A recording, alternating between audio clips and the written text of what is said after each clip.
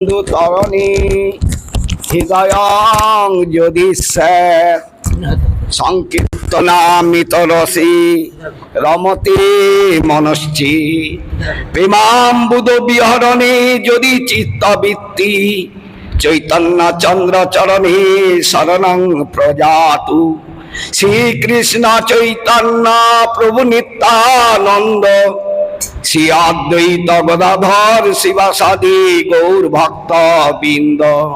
হরে কৃষ্ণ কৃষ্ণ কৃষ্ণ হরে হরে, হরে রাম রাম রাম হরে হরে। গ্রন্থের আরম্ভ করি মঙ্গলাচরণ, গুরু বৈষ্ণব ভগবান তিনি স্মরণে হয় বিঘ্ন বিনাশন, অনায়াসে হয় নিজ বাঞ্ছিত পূরণ। সর্বপ্রথম অসমদীয় গুরুপাদ পদ্ম নিত্য নীলা প্রবিষ্ট বিষ্ণুপাদ তিদর্ণী স্বামী শ্রীমৎ ভক্তিভূষণ ভাগবত গোস্বামী মহারাজের রাতুল চরণী অদমে সাষ্টাঙ্গে দণ্ডবৎ নিবেদন করি। অভিন্ন গুরুপাদ পদ্ম নিত্য নীলা প্রবিষ্ট শ্রীমৎ ভক্তি প্রজ্ঞান জ্যোতি গোস্বামী মহারাজের পাদ পদ্মে অনন্ত কোটি দণ্ডবৎ নিবেদন করি। এবং পৌপাদ পেষ্ট আজকে যে মহাপুরুষের আবির্ভাব তিথি, পৌপাদ পেষ্ট নিত্য নীলা প্রবিষ্ট বিষ্ণুপাদ তিদর্ণী স্বামী শ্রীমৎ ভক্তিবিলাস তীর্থ গোস্বামী মহারাজের পাদ পদ্মে অনন্ত কোটি দণ্ডবৎ নিবেদন করি।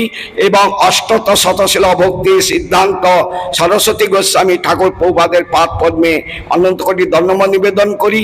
আকল মঠরাশি চৈতন্য মঠের বর্তমান আচার্য ওং বিষ্ণুপাদ তিদর্ণী স্বামী ভক্তি স্বরূপ সন্ন্যাসী মহারাজের পাদ পদ্মে অনন্ত কোটি দণ্ডবৎ নিবেদন করি। ধাম মুসরূপ সন্ন্যাসীবৃন্দ ভক্তবৃন্দ মাতৃবৃন্দ হইয়াছে হইবে না প্রভুর যত দাস, সবার চরণ বন্ধু দন্তে করি ঘাস। শ্রী শ্রী চৈতন্য ভাগবতে ঈশ্বরের জন্মতিথি যেহেন পবিত্র, বৈষ্ণবের সেই মত তিথি চরিত্র। যে বৈষ্ণব ভজিলে অচিন্ত কৃষ্ণ পায়, সেই বৈষ্ণব পূজা হইতে বড় কিছু নাই।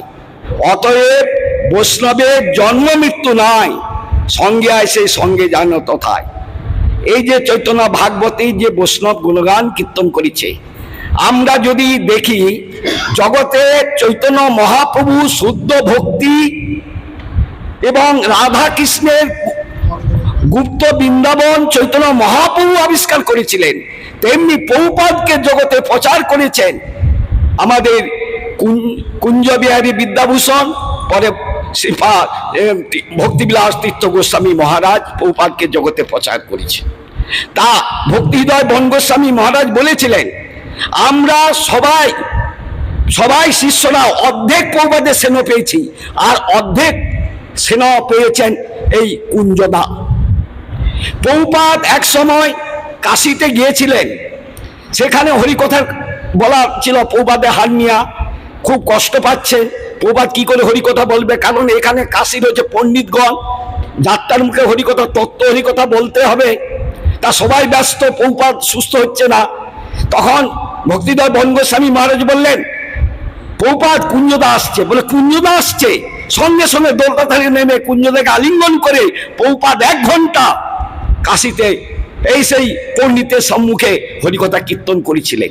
যে প্রভুপাদ যখন বাংলাদেশে গিয়েছিলেন কুঞ্জদার নিমন্ত্রণে তার নিজ বাড়িতে, বলে কুঞ্জদা সাধারণ একটা ঘরে অবস্থান করে, কিন্তু বৈষ্ণব গুরু ভাইদের প্রতি কি স্নেহ, কি প্রীতি, কি ভালোবাসা, তাদের বিভিন্ন লভ্য চব্য চুচ্ছ পেয় বিভিন্ন খাদ্য সামগ্রী, কি ব্যবস্থা, এইরকম বৈষ্ণবের গত প্রাণ হলে এই ব্যবস্থা করতে পারে।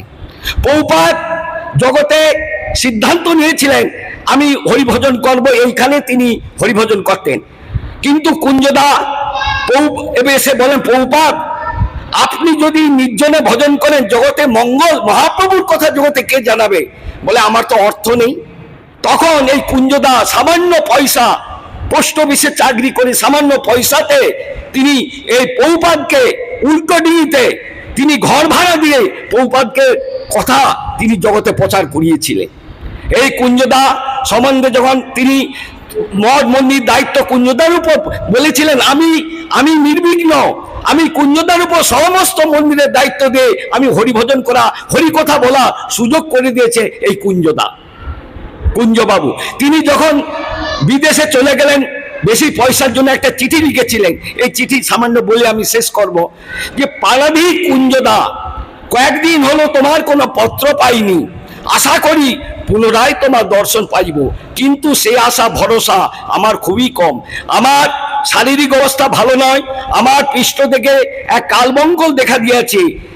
ডাক্তার একেন্দ্র বাবু ইয়াকে কালবঙ্কল বলিয়া মনে করিতেছে, অহর্নিশি যন্ত্রণার অভাব নেই। যদি আপনার সঙ্গে দেখা হয় ভালো, নতুবা এই চিঠিখানা শেষ আশীর্বাদ রূপে গ্রহণ করিব।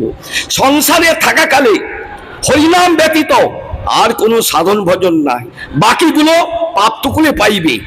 আর যে দেখুন শিষ্যকে কতটা ভালোবাসলে গুরু এই কথা বলতে পারে, যে চৈতন্য মহাপ্রভু 4টি কাজের দায়িত্ব দিয়েছিলেন: লুপ্ত তীর্থ উদ্ধার, গ্রন্থ প্রণয়ন, আর সেবা পূজা প্রকাশ, আর বৈষ্ণব সমাজ, বৈষ্ণব যে আচার বিচার জগতে প্রকাশ করা। আমি এবং পানাদিক তোমরা এই কাজের মধ্যে ছিলাম। কৃষ্ণের ইচ্ছায় আজকে অন্যতে যাইতে হবে। যে প্রভুপাদ বলছে যে যে তোমার মতন কোনো জন্মে ত্যাগী হইতে পাইলে কৃষ্ণ আমাকে নিশ্চয়ই কৃপা করবেন।